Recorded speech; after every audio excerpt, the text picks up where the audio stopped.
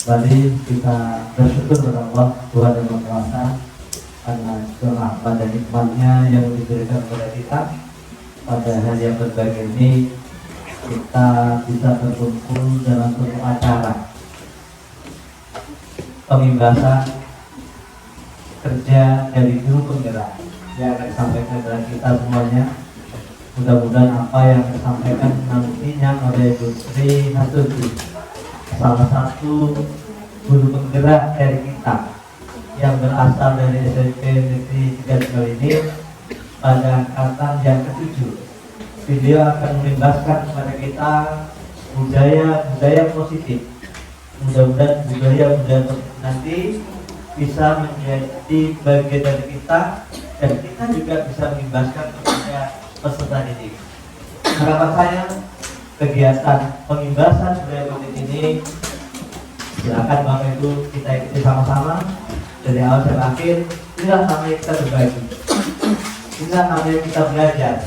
Kita tidak hanya puas dengan apa yang sudah kita peroleh selama ini. Pada Ibu Sri Hasuti yang akan dipersilakan untuk bisa membebaskan hal-hal positif apa yang ia peroleh dalam pelatihan dalam kegiatan guru penggerak se-Indonesia. Mudah-mudahan kita semuanya bisa mengikuti dengan baik. Harapan saya, ayo sama-sama kita dukung salah satu rekan kita supaya apa yang dia lakukan bisa berhasil dengan baik. Kita bisa sampaikan. Dan setelah maaf, saya sudah selamat siang. Assalamualaikum warahmatullahi wabarakatuh. Selanjutnya permintaan kepada pemateri saya berikan dan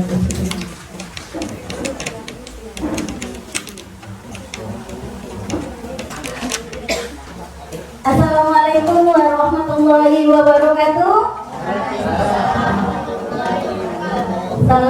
Selamat siang dan salam sejahtera untuk kita. Jadi Bapak Ibu sekalian, kalau saya katakan semangat pagi, semua katakan pagi sebanyak 5 kali. Semangat pagi. Iya, mohon maaf Bapak Ibu, boleh kita berdiri semua? Iya, tadi kan kita udah kayaknya sekitar hampir 1 jam kita udah duduk ya Bapak Ibu. Kita agak gerak-gerak sedikit. Bapak Ibu pasti tidak asing lagi dengan lagu anak-anak 1 tambah 1. Sama dengan berapa ya?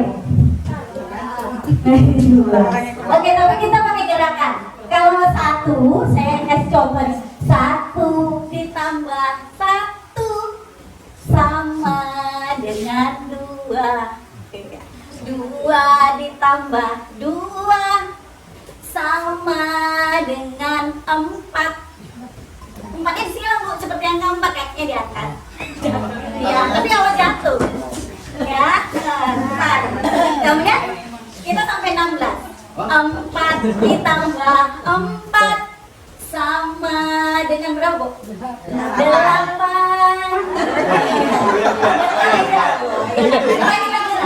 8 ditambah 8 sama dengan 16.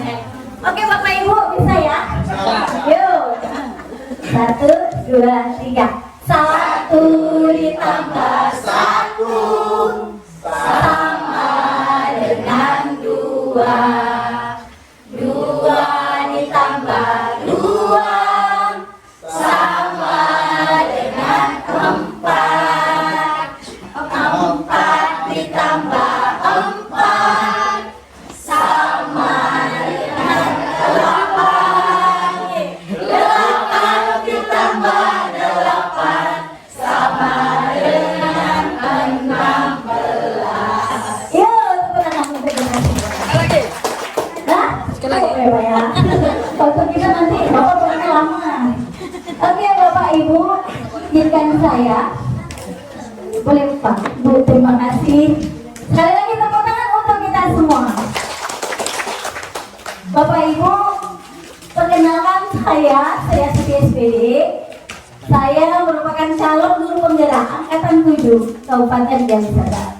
Jadi saat ini saya sedang mengikuti pendidikan CGP dan ada tugas nih, yaitu pembahasan modul 14 tentang budaya positif. Kita semua akan belajar bersama, sharing together bersama saya.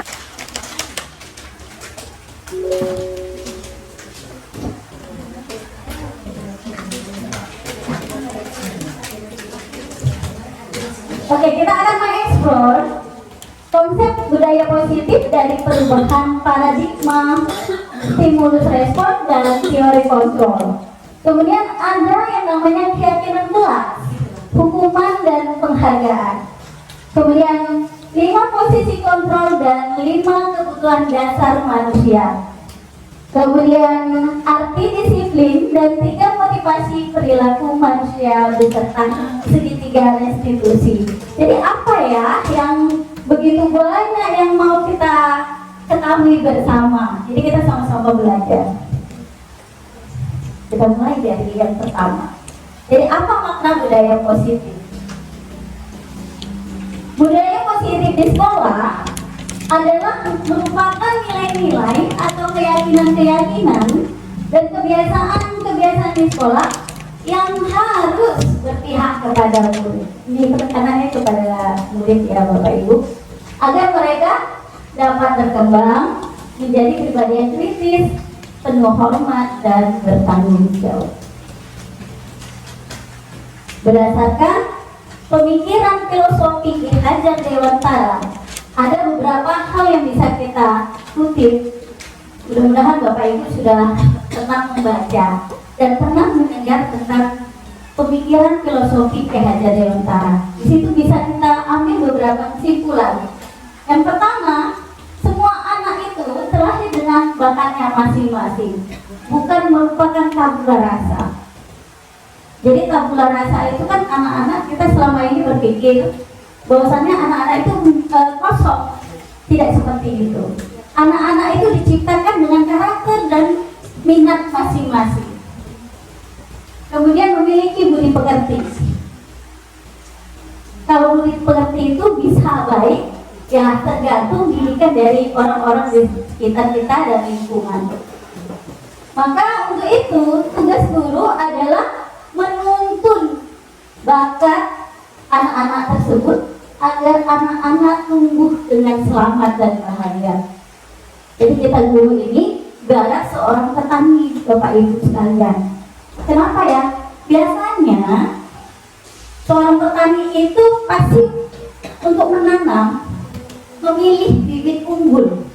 Gak hanya sembarangan menanam. Kita misalkan ini menanam padi, gak asal. Jadi guru itu ibarat petani, anak ibarat biji jagung. Saya ambil ini. Kita pasti menginginkan bibit-bibit unggul. Dan berdasarkan filosofi pendidikan Ki Hajar Dewantara, guru itu ya dituntut untuk memperhatikan perkembangan anak sesuai dengan kodrat alam dan zamannya. Jadi seperti tadi Bapak Pengawas sudah ngomong sama kita. Jadi guru mengikuti perkembangan anak, bukan anak itu melakukan apa yang keinginan kita. Seperti itu. Kemudian ini pastinya dan tuntutan dari pemikiran filosofi pendidikan Ki Hajar Dewantara adalah berpihak kepada anak. Ya. Jadi kita akan bahas apa itu perubahan paradigma. Perubahan paradigma itu gunanya adalah untuk membangun budaya positif. Karena kita berada di lingkungan sekolah, yang pasti kita bangun adalah budaya-budaya positif di sekolah yang perlu menyediakan lingkungan yang positif, aman. Oke, Bapak Ibu.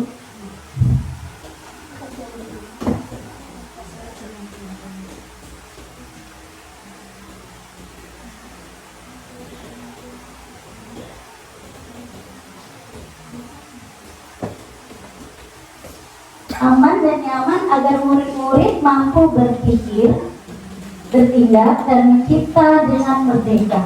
Mencipta dengan merdeka itu seperti apa? suka-suka hati.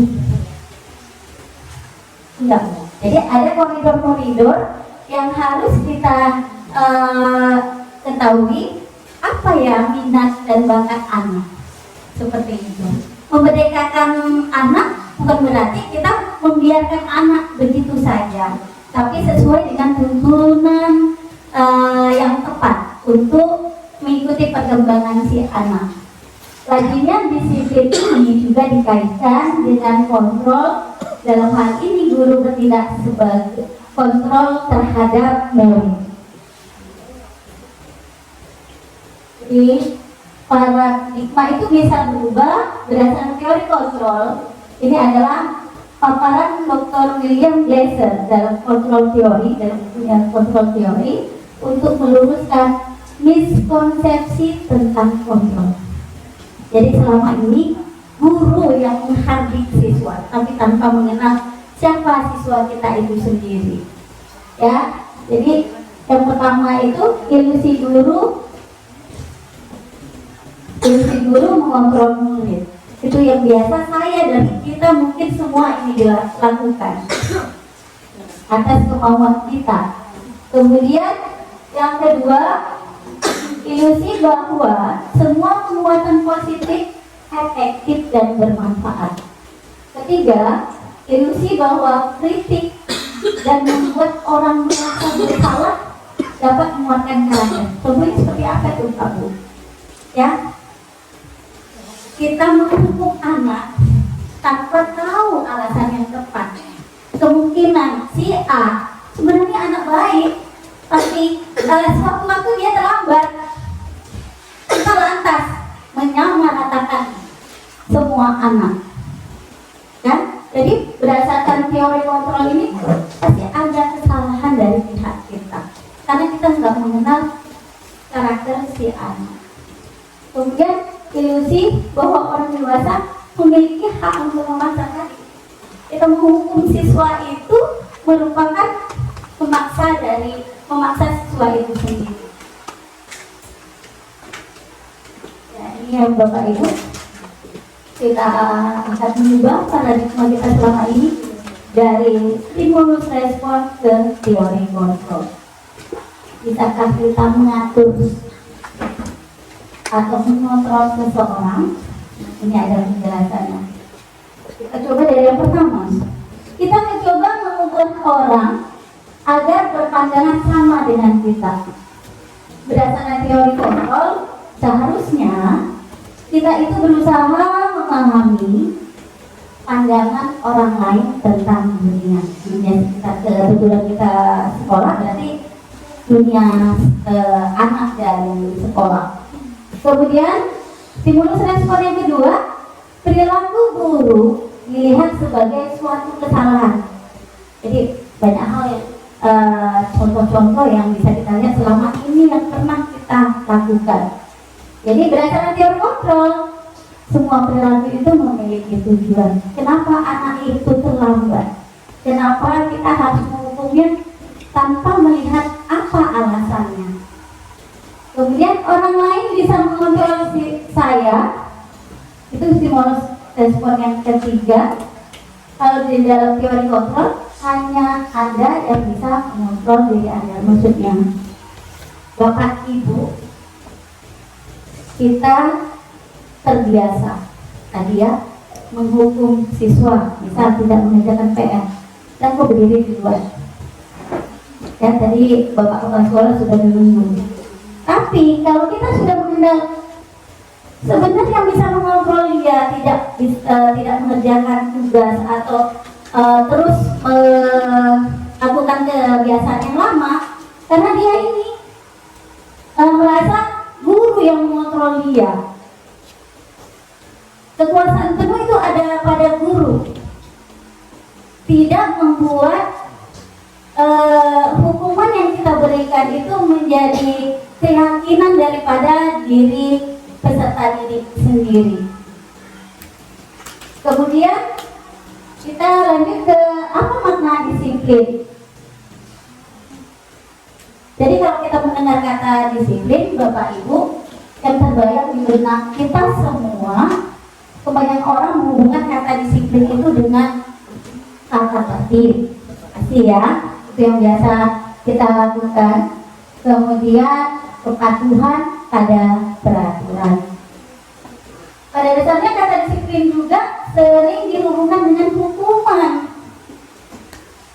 Padahal itu sungguh jauh-jauh berbeda. Karena belajar tentang disiplin positif tidak harus dengan memberi hukuman. Justru itu adalah salah satu alternatif terakhir. Dan kalau perlu tidak digunakan sama sekali. Dalam budaya kita, makna kata disiplin dimaknai menjadi sesuatu yang dilakukan seseorang pada orang lain untuk mendapatkan kepatuhan. Sehingga kita cenderung menghubungkan kata disiplin dengan ketidaknyamanan. Pasti Bapak Ibu, anak murid kita itu merasa tidak nyaman. Misal kita menghukum karena dia tidak mengerjakan tugas dia sendiri di luar, berarti kita mengucilkan dia pada anak-anak. Tapi biarlah dia tetap belajar, meskipun kita ada tugas tambahan yang diberikan kepada anak kita yang berbuat kesalahan tadi.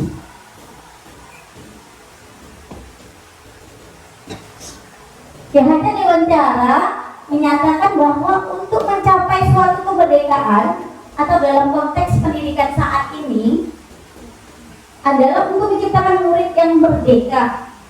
Syarat utamanya adalah harus ada disiplin yang kuat. Disiplin yang dimaksud adalah disiplin diri yang memiliki motivasi internal.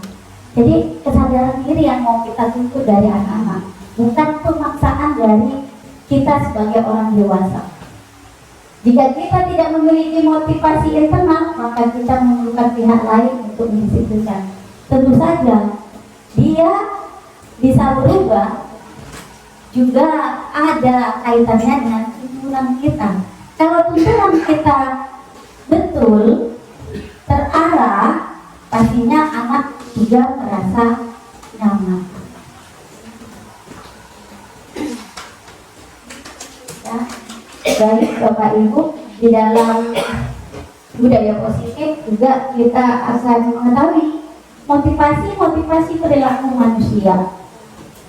Jadi yang pertama ada namanya motivasi eksternal.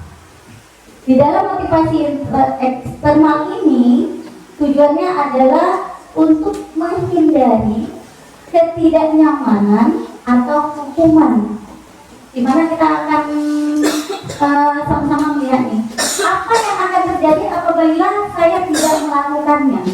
Jadi ini pertanyaan kita bisa arahkan kepada peserta didik kita atau murid kita. Kalau kamu tidak mengerjakan PR,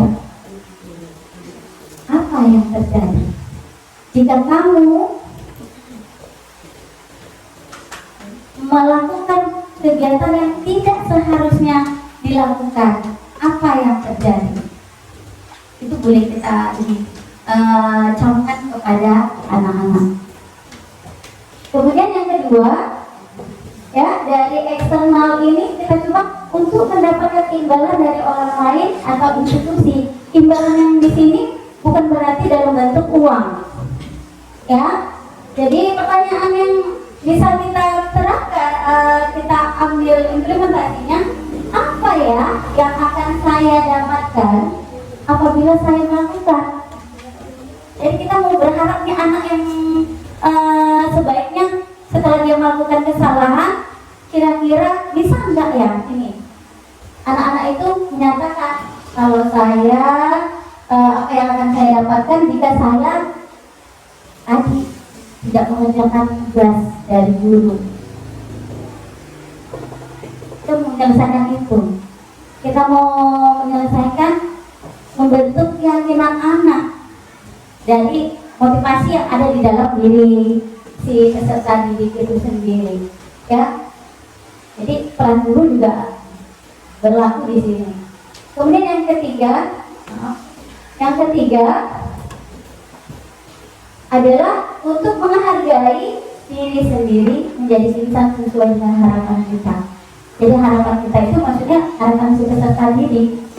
Saya akan menjadi orang seperti apa apabila saya melakukannya. Jadi keyakinan dalam diri peserta didik kita harapkan mereka menyadari kalau saya melakukan seperti itu, saya menjadi orang seperti apa ya.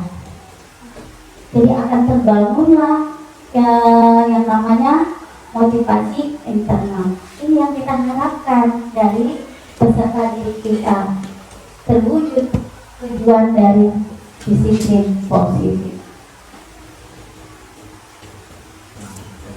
Ya, Bapak Ibu, kita akan membedakan keyakinan keras, hukuman, dan penghargaan. Mengapa tidak peraturan saja? Mengapa harus keyakinan kelas? Kayaknya agak-agak mirip tuh peraturan dengan keyakinan kelas, tapi ada bedanya. Bapak Ibu, kalau saya tanya, kita kan pernah tuh mengalami pandemi COVID, PTMT. Kita dianjurkan memakai masker. Untuk apa ya Bapak Ibu? Bu Elis, untuk apa Bu Elis? Apa dia? Supaya kita juga sama-sama saling menjaga supaya tidak tertular ataupun menularkan. Karena tahu di sekeliling kita ada kuman atau virus. Demikian Bu. Terima kasih Bu Elis. Berarti kan kita ada tujuannya memakai masker. Selain untuk keselamatan kita, juga untuk kesehatan kita dan orang lain. Tidak hanya kita Bapak Ibu, tapi juga untuk orang lain. Jadi mengapa kita memiliki peraturan tentang penggunaan helm? Ini yang punya kendaraan bermotor kan juga ada tujuannya, yaitu sama-sama mungkin kita pakai kesepakatan. Kesepakatannya ada apa? Untuk keselamatan kita pribadi, bukan untuk keselamatan orang lain. Tapi kalau kita menggunakan masker, mencuci tangan pada saat kita mengalami pandemi COVID, kemudian kita masuk di pembelajaran PTMT, kita diwajibkan pakai masker. Gak hanya guru, siswa. Tujuannya untuk apa? Ya, tadi seperti yang diutarakan oleh Bu Elis, yaitu untuk kesehatan kita pribadi dan juga merupakan keselamatan bagi orang lain jika seandainya kita mengalami atau terkena dari virus COVID. Ya, jadi nilai-nilai keselamatan atau kesehatan inilah yang kita sebut sebagai suatu keyakinan. Kita yakin Bapak Ibu, kalau pakai helm kita selamat. Dan salah satunya iya. Saya yakin Bapak Ibu? Ya, salah satunya iya, keselamatan kita pribadi. Dan dari angin. iya, satu lagi kata Bu Hati, selamat dari angin, betul. Ya, supaya nggak kena masuk angin ya Bu Hati, atau kena panas Bu Hati. Salah satu juga kalau kita pulang mengajar siang hari. Ya, oke kita lanjut. Jadi apa itu keyakinan kelas? Keyakinan kelas itu adalah nilai-nilai kebajikan atau prinsip-prinsip universal yang disepakati bersama secara universal. Tadi kan kita kayaknya seluruh dunia sepakat tuh pakai masker. Pakai ya Bapak Ibu. Karena punya keyakinan tadi. Oke, bersifat universal, cara menyeluruh. Ya, lepas dari latar belakang suku, negara, bahasa, agama. Itu ya Bapak Ibu. Pakai masker tadi, nggak memandang dulu, memandang suku, ras atau agama. Kita semua memakai masker. Kemudian pada Gosen tahun 1998 menyatakan suatu keyakinan akan lebih lagi memotivasi seseorang dari dalam. Jadi motivasi intrinsik. Kita yakin, kita pasti selamat, kita pasti sehat, ya seperti itu. Seseorang akan lebih bersemangat untuk menjalankan keyakinan daripada hanya sekedar mengikuti serangkaian peraturan. Jadi bagaimana pembentukan keyakinan kelas Bapak Ibu? Jadi saya mencoba kita membangun keyakinan kelas. Kita mulai dari kelas masing-masing, khususnya wali kelas, Bapak Ibu ataupun guru mata pelajaran. Adakah yang sudah pernah membangun kesepakatan kelas? Misal Bu Elis ya, Bu Elis mengajar IPA. Ada nggak Bu, sebelum pembelajaran di awal tahun yang kita sepakati dari anak-anak? Sebelum Ibu masuki pembelajaran, ada? Kalau ada, kira-kira Ibu menentukan atau kita yang warga yang di dalam kelas itu yang menentukan? Bersama-sama, benar Bu. Ya, keyakinan kelas itu dimulai dari pendapat warga kelas kita, khususnya wali kelas. Itu nggak usah jauh-jauh, ya kita ke kelas dulu. Kita mulai dari guru mata pelajaran. Biasanya guru mata pelajaran membuat suatu kesepakatan, bukan keputusan guru. Berarti kita sudah melakukan budaya positif salah satunya. Ya, misalkan apa itu Bu Elis lagi nih, kebetulan Bu Elis yang di depan. Ya, habis ini ganti nama Bu Imam. Oh iya Bapak, silakan Pak. Oh nanti. Ya Bu Elis yang selalu saya lihat kalau Bu Elis berjalan, anak-anak gitu dan cepat masuk ke dalam kelas. Ya Bu Elis. Calon guru teladan. Oh, yuk calon guru teladan. Nanti Bu. Oh nanti Bu. Kalau saya kesepakatan bersama kelas, kalau misalkan nih, seperti kemarin saya sudah sampaikan di rapat, ketika sudah memang bel lonceng dari yang istirahat, jangan sampai duluan saya masuk daripada anak-anak, dan itu saya tekankan. Dan mereka ketika melihat bel, mereka lihat saya jalan, mereka semua udah lari masuk ke dalam kelas dan sudah tertib. Mereka sepakat. Kesepakatan, ya ada kesepakatan. Oke, tepuk tangan dulu Bu. Iya, jadi Bu Elis sudah ini nih menjalani salah satu budaya positif, ya. Sebelumnya kita pakai kesepakatan kelas Pak, istilahnya. Sekarang kita harus coba merubah keyakinan. Yang tadinya anak-anak sepakat kalau pelajaran Bu Elis mereka harus sudah duduk rapi di dalam kelas. Pasti Bu Elis membangun kesepakatan juga. Apa tujuannya? Ya kan Bu Elis? Apa tujuannya mereka harus duduk rapi di dalam kelas? Oh, mungkin kalau kita udah berada di kelas, Bu Elis masuk dengan tersenyum, Bu Ima masuk dengan tersenyum. Coba kalau kita berada di luar kelas, Bu Ima nanti merepet, jerit-jerit di sana yang manggil kita. Ya, kita membangun keyakinan anak-anak Bu. Awalnya memang berat membuat suatu kesepakatan, dan kesepakatan kita jadikan dengan keyakinan. Jadi ya kita mencoba sekarang bagaimana membangun keyakinan kelas. Itu dari kelas. Kalau wali kelas mungkin lebih banyak lagi kesepakatan yang kita buat bersama-sama warga kelas, khususnya anak-anak wali kelasnya. Bangun dulu kesepakatan kelas sehingga memunculkan keyakinan dari peserta didik kita. Itulah yang dinamakan dengan keyakinan kelas. Jadi keyakinan kelas memang bersifat lebih abstrak daripada peraturan, pasti ya Bu. Abstrak ya, tapi kalau mereka yakin, percaya kalau kita duduk rapi, kita belajar, kita bisa menjadi pintar, bisa menjadi nambah wawasan pengetahuan si anak, pasti pembelajaran kita nyaman. Kemudian keyakinan kelas yaitu berupa pernyataan-pernyataan universal. Ya pasti tadi kita harus sepakati anak-anak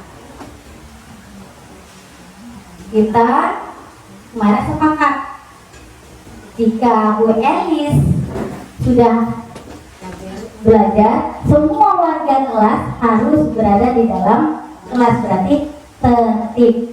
dengan tertib, pembelajaran juga berlangsung dengan nyaman. Seperti itu Bapak Ibu. Kemudian keyakinan kelas hendaknya tidak terlalu banyak, benar Bapak Ibu. Kalau anak-anak diberi kesepakatan terlalu banyak, pastinya makin itu ya, makin lawan. Ya yang universal tadi, apa yang penting kali kita mau membuat keyakinan si anak, tapi tidak memberatkan si anak. Saya rasa Bapak Ibu sudah mengetahuinya. Kemudian keyakinan kelas sebaiknya sesuatu yang dapat diterapkan di komunikasi ya Bapak Ibu. Itu tadi contohnya yang sudah dilakukan Bu Elis.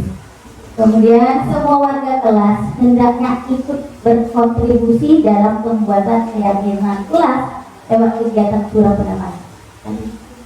Kan kita memunculkan keyakinan kelas melalui pendapat semua warga kelas. Ya, jadi jika ini ya yang terakhir bersedia meninjau kembali keyakinan kelas dari waktu ke waktu. Ini untuk apa? Mereview, merefleksi.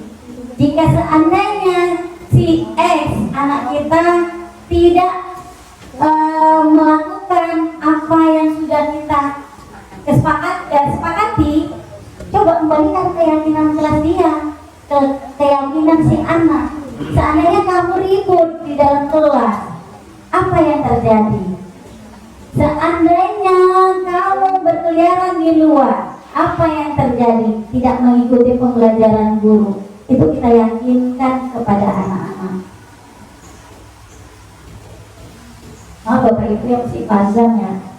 Ya karena banyak sebenarnya budaya positif yang harus kita ketahui. Saya pun berbangga bisa terpilih di CGP, mengetahui banyak hal.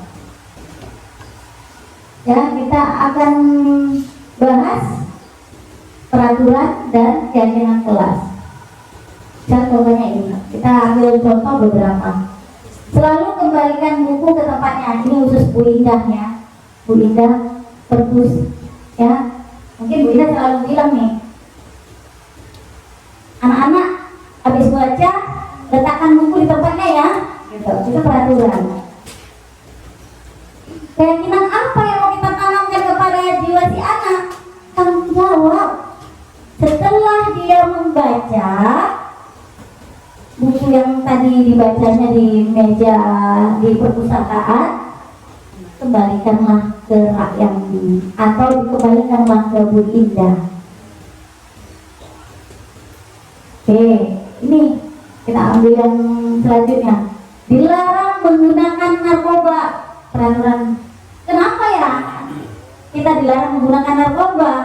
Yakin kita kok yang pakai narkoba itu mengganggu kesehatan? Yakin kan Bapak Ibu? Yakin ini yang universal.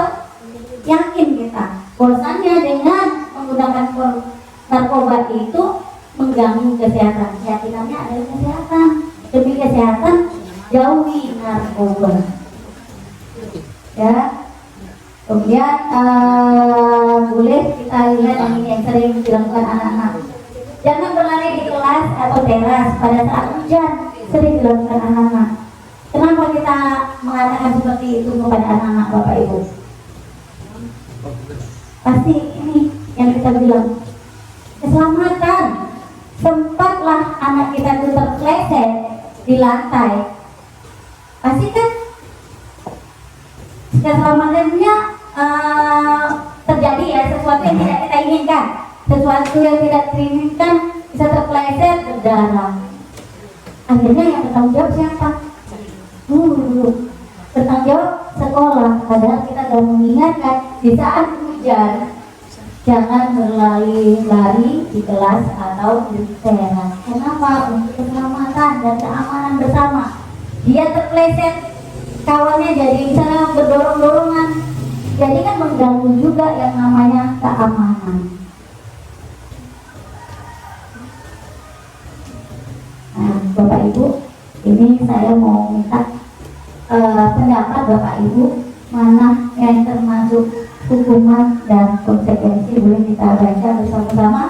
Saya minta waktunya 1 menit dari sekarang.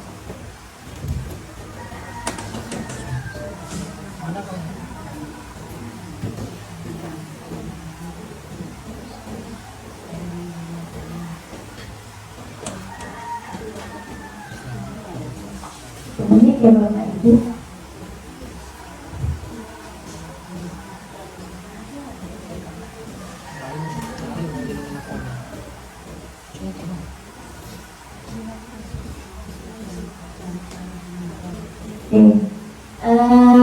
Saya minta Bu Gima ya Bu Gima, pendapat Bu Gima membedakan hukuman atau konsekuensi dari pernyataan-pernyataan yang ada.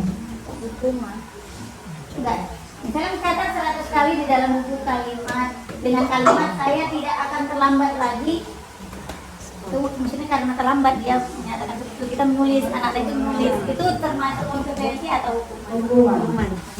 Lanjut semua aja Kalau menerima lapangan sebanyak 2 kali kalau terlambat hadir hukuman. Murid diminta untuk push-up 15 kali karena tidak sesuai atribut hukuman. Menggantikan kertas tugas tempat yang telah dicoret-coret konsekuensi. Membersihkan tumpahan air di meja tulis karena tersenggol pada saat belajar konsekuensi.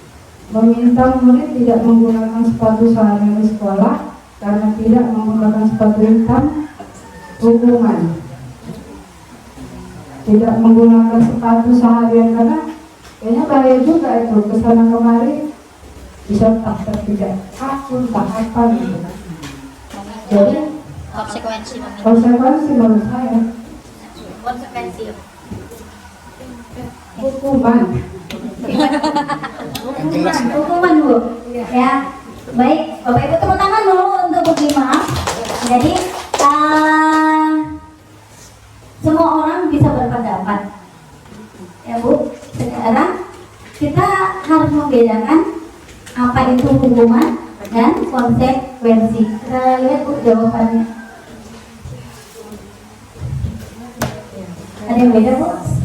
Pas, semangat dan ya, jadi Bapak Ibu inilah yang harus kita pahami tentang perbedaan atas hukuman atau konsekuensi. Ya, jadi ini Bapak Ibu, hukuman itu sesuatu menyakitkan harus terjadi. Ya, tadi kita ambil contohnya yang seperti hitam tadi ya Bu ya, yang tadi ambil dualisme, konsekuensi atau hukuman. Ya, seandainya anak kita itu tidak memakai sepatu hitam, kita buka Bu. Tadi apa pernyataannya sebelumnya? Meminta murid tidak menggunakan sepatu seharian di sekolah karena tidak menggunakan sepatu hitam adalah hukuman. Sakit nggak sama dia Bu? Sakit. Malu nggak Bu? Malu. Itulah hukuman. Hukuman bisa membuat dia merasa tersakiti, terdolimi kata orang kita. Ya, jadi terjadi minder akhirnya karena dia tidak memakai sepatu. Tapi di konsekuensi sesuatu itu harus terjadi, ya. Akibat hukuman membuat anak sakit baik fisik maupun hati. Untuk jangka waktu lama, ingat ya Bu, kita tampar hari ini, dia datang kemari, ada tuh. Saya Bu, waktu kelas 3 SMP pernah ditampar ibu. Oh iya, saya Bu. Ingat ya Bu, sampai Mary pun ingat. Ternyata kita berbuat salah. Kita memberi hukuman yang tidak pada tempatnya, menyakitkannya seumur hidup itu Bu. Baru Mary nanti anak cucu diingatkan lagi sama si cucunya. Waktu itu Mama dipukul tuh sama Bu ini katanya. Kan menyakitkan hati dia sehingga dendam. Kemudian ya dendam Ibu Bapak. Anak-anak kita di sini. Kemudian anak memiliki kedisiplinan pasti Bu, karena dia yakin kalau dia tadi berbuat tadi salah, ada keyakinan kalau kita hukum paling sesaat. Kita coba datang yang di hari yang piket Bu SD, yang piket Bu Hati. Kalau nggak datang cepat, kita nanti kena hukuman. bahasa mereka masih hukuman, masih takut kepada seseorang, bukan yakin kalau kita terlambat itu mengganggu yang lain. Seperti itu Bapak Ibu. Kemudian ya ini tadi sifatnya paksaan, mendorong anak menyakiti diri sendiri. Pasti dia gini, membuat keyakinan menyakiti diri. Dongkol itu kan penyakit hati ya Bu. Jadi ya tadi teringat dia sepanjang masa kesalahan apa yang dibuat gurunya kepada dirinya. Sepanjang masa. Ya. Kemudian konsep diri yang buruk ya pasti. Dongkol, sakit hati yang mendalam gitu ya. Anak belajar untuk menyembunyikan kesalahan. Ya sebenarnya saya salah, tapi melawan ini nggak nampak. Banyak anak sekarang seperti itu. Kepingin dia sebetulnya mengutarakan, tapi gini, diam aja dia. Padahal dari raut wajah, gestur tubuh dia melawan. Jadi konsep diri yang buruk, kemudian anak belajar untuk menyembunyikan kesalahan, marah, rasa bersalah, dipermalukan, merasa tak terhargai, itulah akibat dari hukuman. Namun berbeda dengan konsekuensi. Konsekuensi itu sesuatu yang harus terjadi, membuat anak merasa tidak nyaman dalam jangka waktu pendek. Jadi kalau anak yang dihukum di luar kelas, misalkan tidak mengerjakan tugas, berkeliaran sana kemari, itu kita tambah lagi kita cambuk atau kita pukul, itu membuat sakit hati yang lama. Kita coba membuat anak merasa tidak nyaman dalam jangka waktu pendek saja. Hari ini dia mengerjakan tugasnya di luar, yang tetap tugasnya yang belum siap itu dikerjakan sampai siap. Kita usahakan seperti itu Bapak Ibu. Berat, melakukan suatu hal yang baik itu memang berat, tapi kita mulai dari yang kecil hingga yang besar, kita usahakan, kita pasti bisa. Kemudian ini tadi anak menghargai disiplin. Kita yakin dengan konsekuensi kita anak bisa menghargai disiplin. Kemudian kita beri stimulus, anak memberikan tanggapan yang positif. Mendorong anak juga agar mudah menyesuaikan diri atas apa yang sudah dilakukannya. Jadi inilah agar terbentuk konsep diri yang baik. Jadi anak belajar untuk mematuhi peraturan sehingga dia merasa tidak kehilangan hak. Seharusnya dia belajar bersama teman yang kita keluarkan. Jadi inilah yang mau kita hilangkan. Kehilangan hak, dibuat tidak nyaman, diasingkan untuk sementara. Sifatnya sementara, jangan selamanya. Ya Bapak Ibu. Kemudian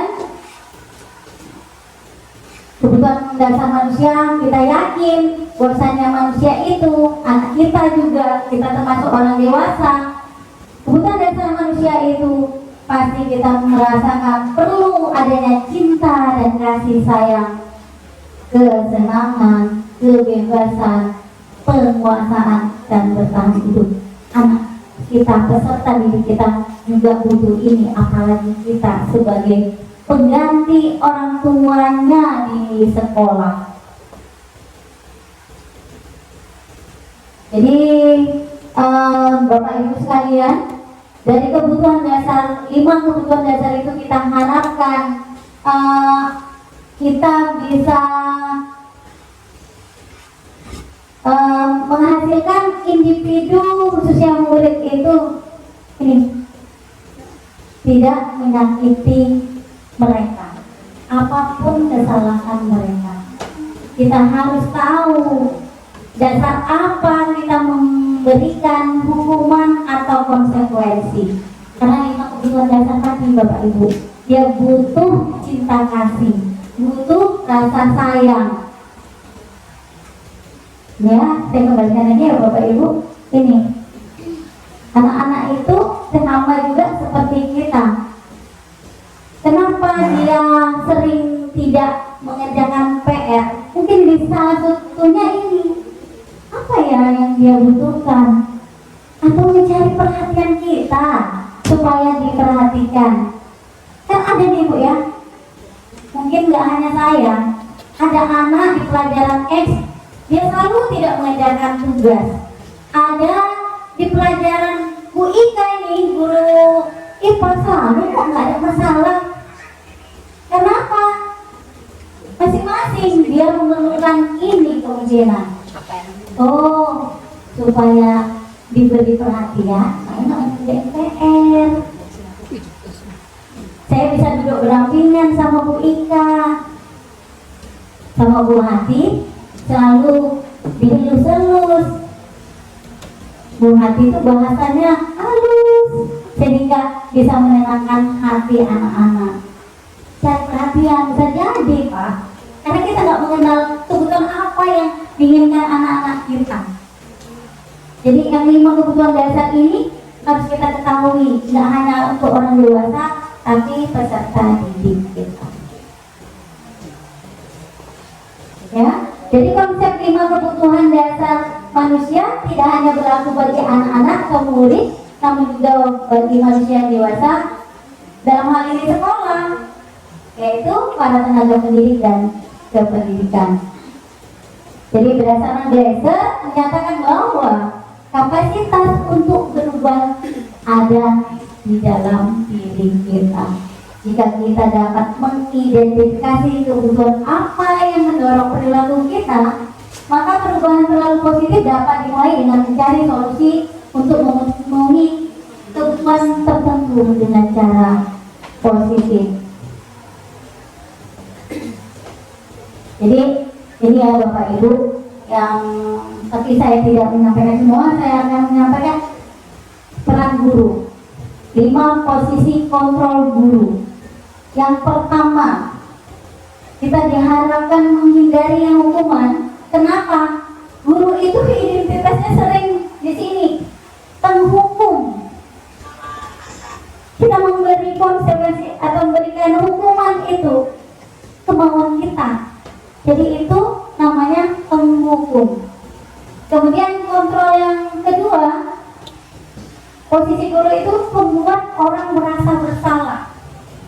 Yang ketiga, sebagai teman. Bisakah kita guru sebagai teman, Bu? Kepada anak-anak? Bisa. Kemudian sebagai pemantau. Misalkan si A, ya, ini Bu BK nih, ya sering. Si A ini hari ini terlambat, besok terlambat, besok lagi terlambat. Yang sering melakukan ini siapa Bu? Bu BK ya? Bu BK. Coba ya, sudah berapa kali si A ini kita nasihati tetap terlambat, kita pantau. Ya, jadi ini sering dilakukan oleh guru BK. Tapi tidak memungkinkan kita guru mata pelajar juga sebagai pemantau. Kemudian posisi yang terakhir adalah manajer. Manajer di sini bukan hanya kepala sekolah. Kita sebagai manajernya ya apa? Bisa menghargai dari siswa kita. Tidak hanya sebagai teman, sebagai pemantau, kita bisa lebih dari yang 2 ini. Kalau yang ini kita harapkan tidak lagi Bapak Ibu penghukum dan pembuat merasa bersalah.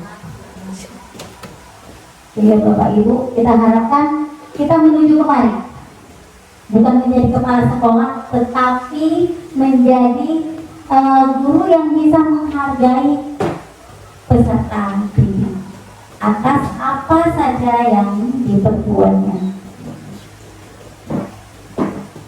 Berarti ya Bapak Ibu, izinkan saya jadi untuk memahami yang hukuman atau konsekuensi ataupun kegiatan yang akan kita lakukan, kita namakan itu restitusi, yaitu proses menciptakan kondisi bagi murid untuk memperbaiki kesalahan mereka sehingga mereka bisa kembali pada kelompoknya. Jadi dia tidak merasa tersendiri, terasingkan dari teman-temannya dengan karakter yang lebih kuat berdasarkan dosen tahun 2024. Jadi Jadi ada ciri-ciri restitusi ini. Yang pertama, bukan untuk menebus kesalahan, tetapi memperbaiki hubungan, merupakan tawaran kita kepada peserta didik, bukan paksaan. Restitusi itu bertujuan untuk menuntun, melihat ke dalam diri peserta didik, kemudian mencari kebutuhan dasar yang mendasari tindakan dia tadi, yang dia malas-malasan, kepingin dia cari perhatian orang tua dan guru di kelas atau seperti apa. Kemudian restitusi diri adalah cara yang paling baik untuk memperbaiki diri. Yang ketujuh, restitusi fokus pada karakter bukan tindakan. Kedelapan, restitusi fokus pada solusi. 9, restitusi mengembalikan murid yang berbuat salah pada kelompoknya. Jadi inilah yang namanya tindakan kita yang kita lakukan. Yang pertama, Bapak Ibu, jika ada anak yang berbuat kesalahan, tindakan yang pertama kita lakukan adalah menstabilkan identitas. Dengan kata-kata apa, Bu? Setiap orang pasti pernah melakukan kesalahan. Kamu bukan satu-satunya yang pernah melakukan ini. Jadi tindakan kita pertama ini. Setelah kita menyatakan seperti itu, kita ambil tindakan yang kedua, yaitu validasi tindakan yang salah. Kamu tentu punya alasan mengapa melakukan itu. Kamu punya alasan kenapa tidak mengerjakan PR. Terakhir, menanyakan keyakinan. Kalau kamu tidak mengerjakan PR, apa yang terjadi? Nilai-nilai apa yang sudah kita sepakati pada saat pembelajaran kita di awal? Seperti itu, Bapak Ibu. Jadi ini materi terakhir saya. Mungkin dengan video ini kita bisa meresapi apa yang akan kita lakukan. Tidak hanya Bu Hati, Bu Hesti, atau Bu Lamina, tapi kita bisa melakukan. Ini kita coba tonton bersama ya, Bapak Ibu.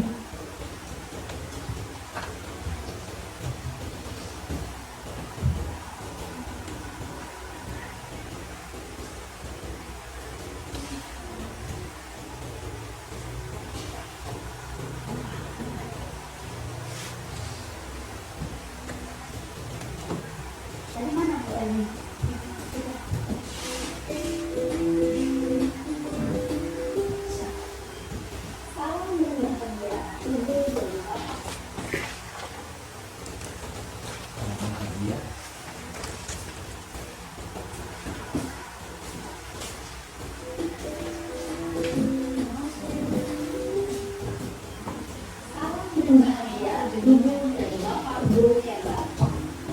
Video kali ini kita akan membahas tentang salah satu program disiplin positif yang diterapkan di lingkungan sekolah yang dikenal dengan nama restitusi.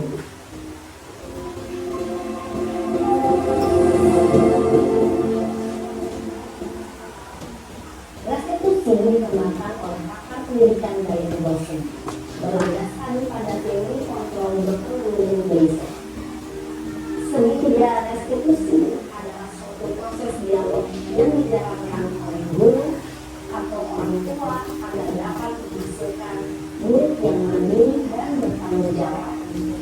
Pada saat murid di posisi manajer, aspek yang dikembangkan pada murid adalah motivasi prinsip, sehingga pengalaman yang dia kebajikan dapat tumbuh dan berkembang menjadi suatu kebiasaan positif yang akhirnya membentuk karakter murid. Proses dialog ini terdiri dari 3 langkah yang digambarkan pada ketiga sisi pada segitiga restitusi. Sisi pertama adalah menstabilkan identitas. Sisi yang kedua adalah validasi tindakan yang salah. Dan sisi yang ketiga adalah menanyakan keyakinan. Ibu dan Bapak Guru, berikut ini akan menunjukkan bagaimana seorang guru berada dalam posisi manajer menggunakan penerapan segitiga restitusi.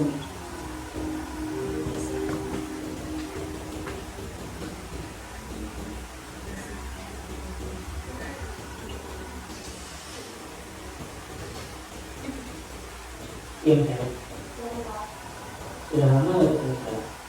Kenapa hari dari di sini? Stop Pak, banget. Masa aku dikatain uang kita Pak? Ya aku marah Pak. Aku baru dikatain Eka di depan kelas. Banget. Oh begitu. Ya pasti kamu marah dan kesal. Bapak juga akan marah apabila ada yang menuduh Bapak seperti itu. Kemudian pada saat itu kamu melakukan apa? Ya saya harus mengatain Eka Pak. Banget. Saya bentak-bentak dia depan teman-teman lain. Oh begitu. Pasti kamu melakukan seperti itu karena suatu alasan tertentu kan? Iya lah, maksud saya diam saja Pak. Ya saya bela diri lah. Maksud saya dituduh Pak fitnah. Ya wajar lah. Mempertahankan harga diri itu sesuatu yang penting buat kamu. Untung kamu tidak bergegabah lagi. Hanya menggentak-gentak. Iya Pak. Untung saya masih bersabar dan hanya mengentak saja. Sudah gemes Pak, saya pasti bela diri lah. Ya pasti ya.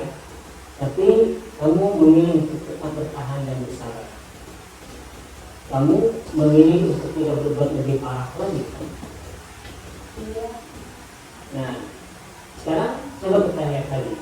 Tindakan kamu yang mentak-mentak Eka di kelas, tindakan kamu itu kira-kira sesuai dengan keyakinan kelas atau prinsip kamu tidak? Enggak lah Pak. Capek Pak jadi pemalas. Jadi keyakinan atau prinsip mana yang perlu sesuai dengan keinginan kamu? Ya, saya sebenarnya sangat menghargai orang lain. Mungkin saat itu saya menjadi emosi. Jadi tidak menunjukkan sikap itu. Kamu meyakini tidak? Menghargai orang lain itu penting buat kamu. Yakin lah Pak. Iya, setuju. Kita harus saling menghargai. Namun ada juga keyakinan yang kita sepakati yang perlu kita jalankan. Apabila kita sedang marah, kan? Ya, saya bisa lebih proaktif. Mulai dengan diri sendiri. Saya bisa jadi lebih sabar, mengambil waktu juga pikir mau apa selanjutnya. Kira-kira kamu bersedia memperbaiki masalah ini tidak? Sedia Pak. Kalau kamu memperbaiki masalah ini, kamu akan menjadi orang seperti apa? Saya akan menjadi orang yang bertanggung jawab ya Pak. Dan nanti saya proaktif. Iya. Menurut kamu, bagaimana rasanya menjadi orang seperti itu? Ya nyaman lah, bangga bisa bersabar dengan mandiri. Baiklah kalau begitu. Yuk kita pikirkan bagaimana memperbaiki masalah ini.